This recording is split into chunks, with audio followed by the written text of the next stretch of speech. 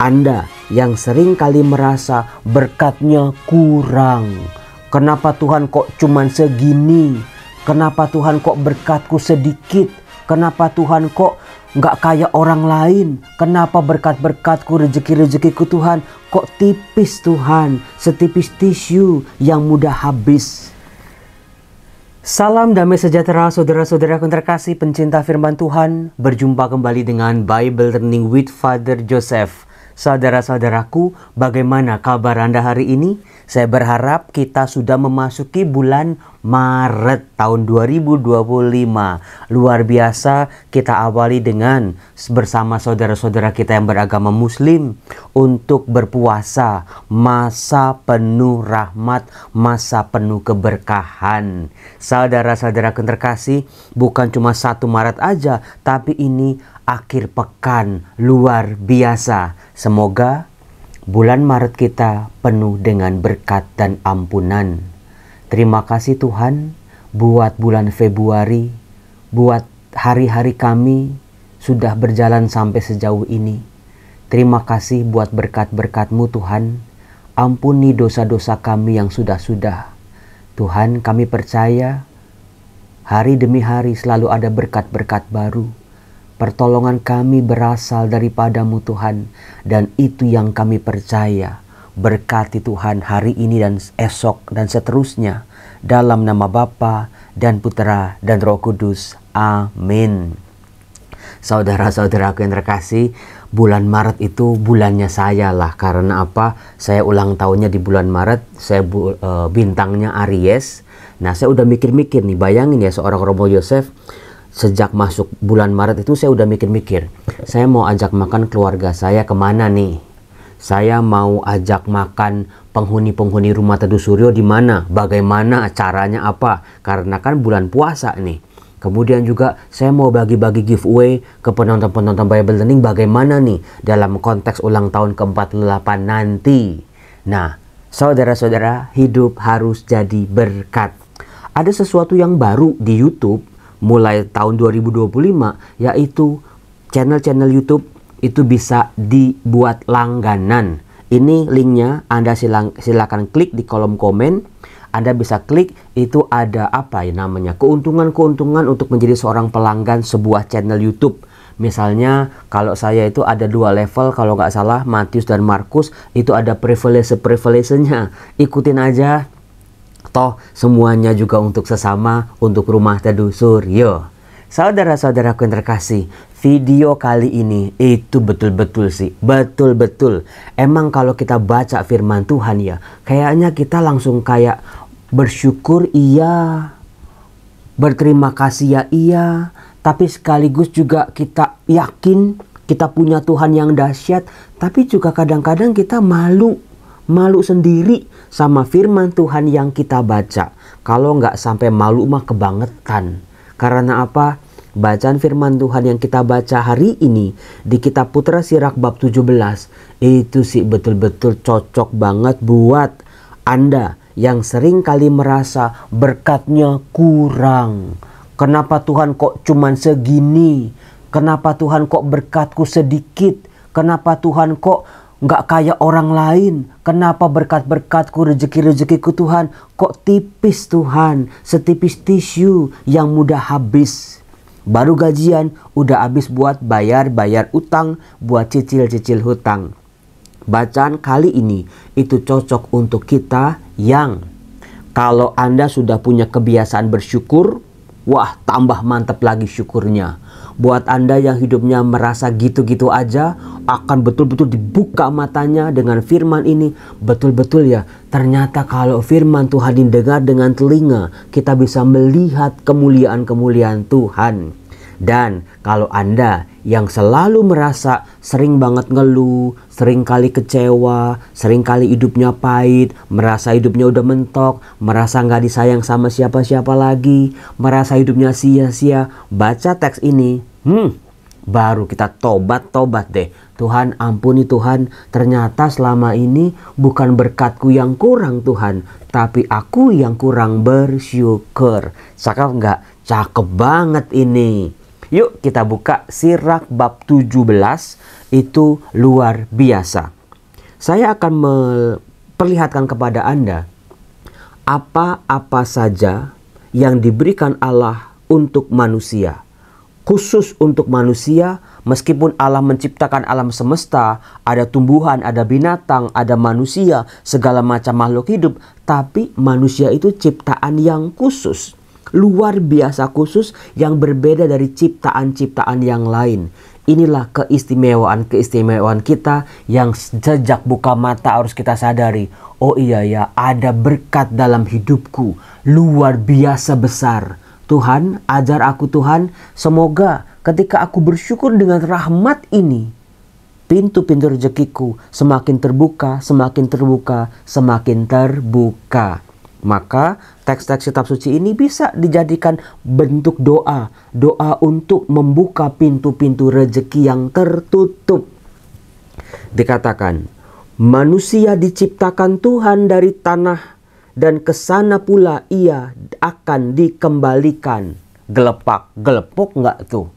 Kalimat pertama ini saja kita sadar sesombong-sombongnya manusia, sehebat-hebatnya manusia, bisa beli apapun, negara aja dibeli, pulau dibeli, sehebat-hebatnya dia, sekeren-kerennya dia, sebanyak-banyaknya hartanya, setinggi-tingginya posisinya, dia berasal dari tanah dan akan kembali menjadi tanah. Miris nggak tuh saudara-saudara? Iya ya Romo, kitab Sirach ini betul-betul sebuah ringkasan dari perjanjian lama.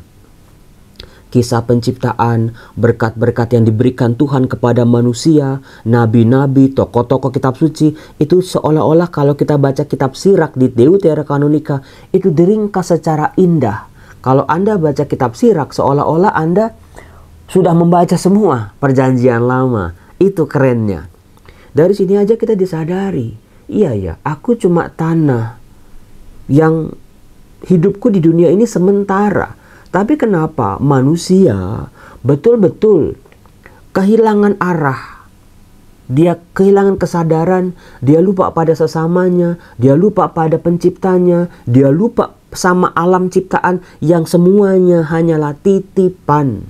Anak-anak, keluarga, istri, suami, orang tua, rekan-rekan yang ada di sekitar kita, berkat-berkat, uang, tabungan, emas buatangan, apapun itu, semua cuma titipan sarana kita sebelum kita kembali menjadi tanah apa yang sudah kita lakukan. Ada yang mengatakan YOLO, you only live once. Kamu hanya hidup sekali, ya udah nikmati saja. Tuhan memberikan berkat-berkat itu memang untuk dinikmati, tetapi jangan pernah lupa, karena hidup cuma sekali. Ingat nanti kita akan kembali menjadi tanah. Sebelum kita kembali ke bentuk asal kita, apakah hidup kita sudah bermanfaat? Apakah hidup kita sudah jadi berkat? Apakah sudah banyak saudara-saudara yang kita rangkul? Orang-orang lain yang kita rangkul sebagai saudara dalam kehidupan kita. Itu baru ayat pertama tuh. Nah, ini dia. Meskipun berasal dari tanah dan kembali menjadi tanah, manusia ternyata diberikan oleh Tuhan. Satu, manusia dianugerahi. Nah ini, manusia dianugerahi Tuhan sejumlah hari dan jangka waktu. Artinya, waktu yang kita punya adalah sebuah kesempatan emas, adalah sebuah anugerah, adalah sebuah berkat buat kita. Kita diberi hari demi hari, waktu demi waktu. Tapi sayangnya manusia seringkali menyia-nyiakan waktu itu. Kok belum dibaptis, entar aja deh, entar aja. Kok belum ngaku dosa, entar aja. Manusia sedang menyia-nyiakan, membuang-buang waktunya. Dan diberinya kuasa atas segala sesuatu di bumi.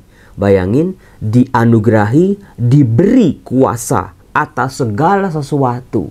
Tapi sayangnya manusia, kekuasaan yang ada di tangan manusia malah seringkali disalahgunakan untuk menindas sesamanya, menindas makhluk-makhluk yang lain, menindas bumi tempat dia ditinggali.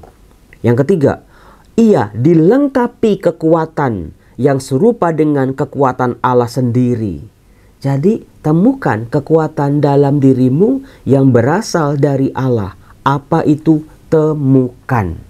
belas kasih, mudah tersentuh, mudah berbagi, selalu bisa mengampuni, bisa bersaudara, mengasihi dengan tulus.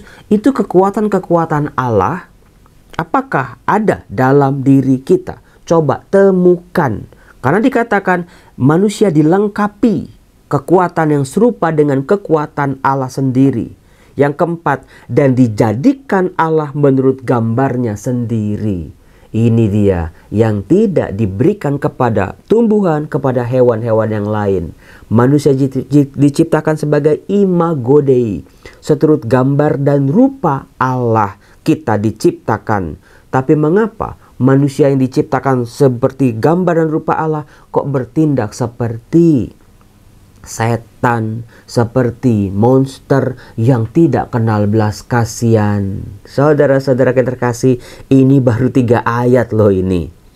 Di dalam segala makhluk yang hidup, Tuhan menanam rasa takut terhadap manusia agar manusia merajai binatang dan unggas.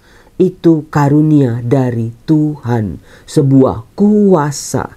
Manusia berkuasa atas alam ciptaan, manusia berkuasa atas tumbuhan, manusia berkuasa atas bumi, atas hewan. Tetapi kenapa manusia dengan segala rahmat kekuasaan itu malahan tidak bisa menguasai pikiran dan hati perasaannya dan juga nafsu emosinya, tidak bisa menguasai dirinya sendiri? Betul nggak? Romo, malu banget ini Romo. Kita kalau udah ngoceh, kalau udah maki-maki orang, kalau udah menilai orang, kalau udah menghakimi orang, buah itu Romo udah kayak penguasa. Padahal di sini kita diberi karunia untuk menguasai segala yang hidup. Semua takut dengan manusia. Tapi kenapa manusia takutnya sama setan?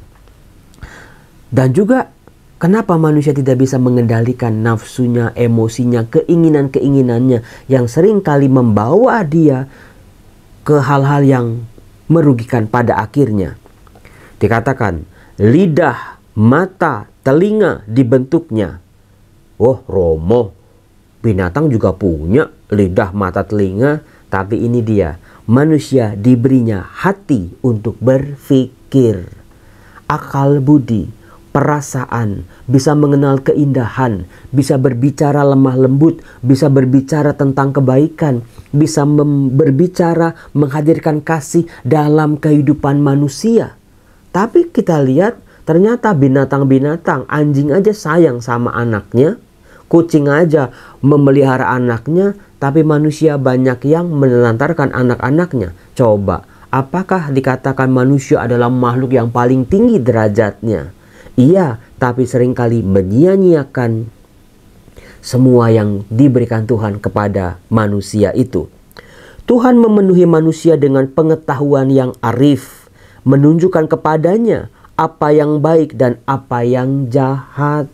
Itu keunggulan manusia, sebuah karunia. Kita jadi tahu, ternyata saya pikir tahu yang baik dan yang jahat itu gara-gara manusia jatuh dalam dosa Romo waktu makan buah terlarang itu. Tetapi ternyata di kitab Sirach merefleksikan kembali apa yang dulu dilihat sebagai sebuah hukuman dari Tuhan, dilihat sebagai sebuah karunia. Kita jadi tahu yang mana yang baik, yang mana yang jahat. Cintai yang baik, jauhin yang jahat. Tapi kenapa manusia malah membenci yang baik, mencintai yang jahat? Waduh Romo, tampol nih memasuki bulan Maret ini. Tuhan memasukkan matanya sendiri di dalam hati manusia untuk menyatakan kepadanya keagungan karya Tuhan. Di dalam mata kita, di dalam cara kita melihat, dikatakan Tuhan memasukkan matanya sendiri di dalam hati manusia. Waduh Romo, ini yang ngeri ya Romo. Ternyata selama ini saya kalau ngelihat orang lain tuh benci, iri, sirik, dengki, marah, jengkel, maunya caci maki, maunya menghancurkan, maunya membinasakan. Waduh, sedih banget. Tuhan sendiri memasukkan matanya ke dalam hati manusia. Supaya apa? Untuk bisa melihat kebaikan, keagungan, dan kebesaran Tuhan setiap hari, setiap saat. Ini sih luar biasa nih, baru baca Romo, Sirak bab 17 ini. Maka manusia harus memuji nama Tuhan yang kudus untuk mewartakan karyanya yang agung. Pada akhirnya setelah kita tahu dan sadar karunia demi karunia, ujungnya adalah Tuhan, hidupku adalah sebuah pujian bagimu. Tuhan masih menambahkan pengetahuan lagi dengan memberi manusia hukum kehidupan menjadi milik pusaka. Manusia punya hidup, punya aturan. Binatang nggak punya. Binatang hanya punya insting. Pokoknya makanannya direbut akan berkelahi saling bun-bun. Tetapi manusia kan ya enggak. Tapi coba lihat bagaimana kehidupan manusia dari zaman dulu sampai zaman sekarang kalau tidak mengenal Tuhan, kalau tidak hidup di jalan Tuhan. Wah, Romo, manusia nggak sama, nggak ada bedanya Romo sama binatang. Saling bunuh, saling sikut, saling menghancurkan hanya demi sesuap nasi. Perjanjian kekal diikatnya dengan mereka. Segala hukumnya dipermaklumkan kepada mereka. Mata mereka telah melihat kemuliaan Tuhan yang agung. Suaranya yang dahsyat telah didengar telinga mereka. Itu karunia Tuhan buat kita. Apakah selama ini ternyata Romo, mata saya dibutakan Romo, telinga saya ditulikan Romo oleh dosa, kesalahan, kerapuhan, kemarahan, dan kebencian, membuat saya tidak bisa bersyukur dan berkata-kata tentang kebaikan Tuhan dalam puji-pujian doa saya Romo. Tuhan berkata kepada mereka, jauhilah setiap kejahatan, dan masing-masing diberinya perintah mengenai sesamanya. Nah ini ayat terakhir ini. Malu kita ini. Langkah laku manusia selalu terbentang di hadapan Tuhan dan tak tersembunyi bagi matanya. Langkah laku manusia, tingkah laku kita nih, perbuatan kita setiap hari, baik maupun jahat, adil maupun tidak adil, mengasihi maupun membenci, selingkuh ataupun setia, yang negatif maupun yang positif, semuanya terbentang di hadapan Tuhan. Tidak ada yang tersembunyi. Malu apa malu itu? Karena kalau kita melakukan dosa selalu sembunyi-sembunyi. Karena kita takut sama Tuhan.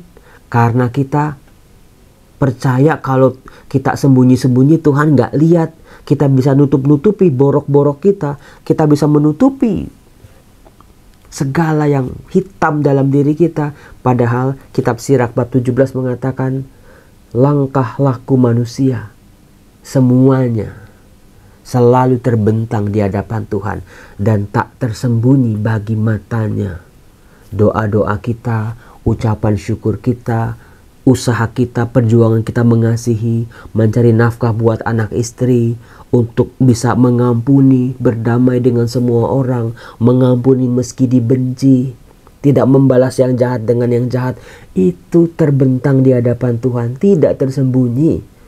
Mata Tuhan tidak kurang jeli melihat isak tangis kita, kebutuhan-kebutuhan kita. Tapi Tuhan juga melihat kehancuran manusia. Manusia sedang mencoba menjauh. Manusia yang sedang membenci Tuhannya, penciptanya. Manusia yang sedang merasa, wah udahlah gak butuh Tuhan lagi. Udah cukup semuanya.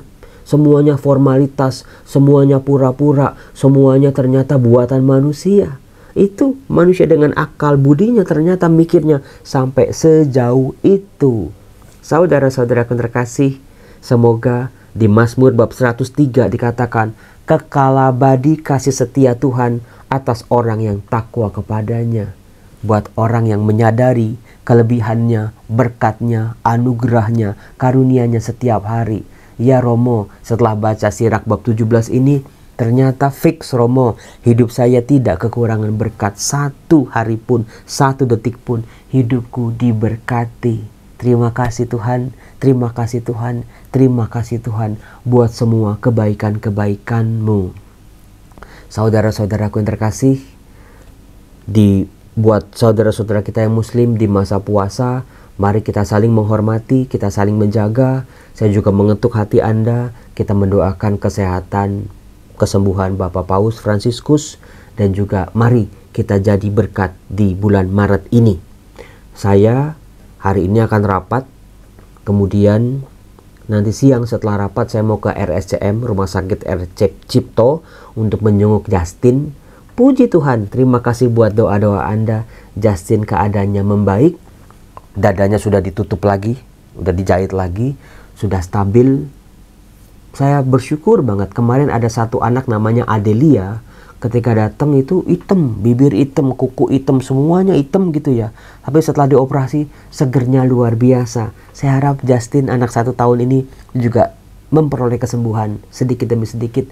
Terus ada karya Tuhan bekerja dalam dirinya. Terima kasih buat doa-doa kita. Ada juga satu anak namanya Arjuna, itu juga sama, lebih kasihan lagi, belum sadar, masih kritis. Jadi ini anak-anaknya Romo Yosef sekarang banyak ini, anak-anak Rumah Teduh Suryo. Maka semoga berkat-berkat saya cukup buat bantu anak-anak ini.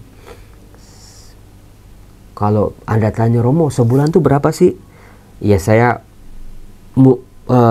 sampai detik ini saya masih bisa ya. Untuk susu itu 16 juta untuk anak-anak ini. Pampers karena ini masih anak-anak itu 7 juta. Itu dari Bible Learning.